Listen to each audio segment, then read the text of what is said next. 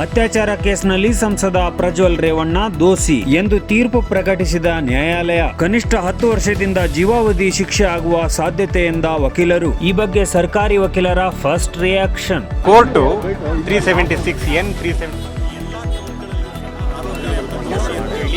Court is decided today. ಈ 118 ವಿಟ್ನೆಸ್ಗಳನ್ನು charge ಶೀಟಲ್ಲಿ ತೋರಿಸಿದ್ವಿ.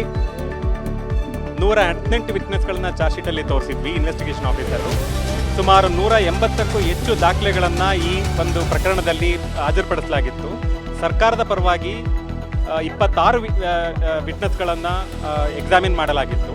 ಈ ಎಲ್ಲ ವಿಟ್ನೆಸ್ಗಳನ್ನು ಪರಿಗಣಿಸಿ ಅವ್ರು ಕೊಟ್ಟಿರ್ತಕ್ಕಂಥ ಸಾಕ್ಷಿಯನ್ನು ಪರಿಗಣಿಸಿ ಪ್ರಮುಖವಾಗಿ ಈ ಕೇಸ್ನಲ್ಲಿರ್ತಕ್ಕಂಥ ಸಂತ್ರಸ್ತೆ ಏನಿದೆ ಆ ಸಂತ್ರಸ್ತೆಯ ಹೇಳಿಕೆ ಮತ್ತು ಸಂತ್ರಸ್ತೆಯಲ್ಲಿರ್ತಕ್ಕಂಥ ಎವಿಡೆನ್ಸ್ನ ಆಧಾರದ ಮೇಲೆ ಮತ್ತು ಇದರಲ್ಲಿ ಸಿಕ್ಕಿರ್ತಕ್ಕಂಥ ಡಿಜಿಟಲ್ ಎವಿಡೆನ್ಸ್ ಏನಿದೆ ಅದರ ಆಧಾರದ ಮೇಲೆ ಇವತ್ತು ಕೋರ್ಟು ಯಾವೆಲ್ಲ ಚಾರ್ಜಸ್ಗಳನ್ನು ಫ್ರೇಮ್ ಮಾಡಿತ್ತು ಎಲ್ಲ ಚಾರ್ಜಸ್ಗಳಲ್ಲೂ ಸಹ ಅಕ್ಯೂಸನ್ನು ಕನ್ವಿಕ್ಟ್ ಮಾಡಿದೆ.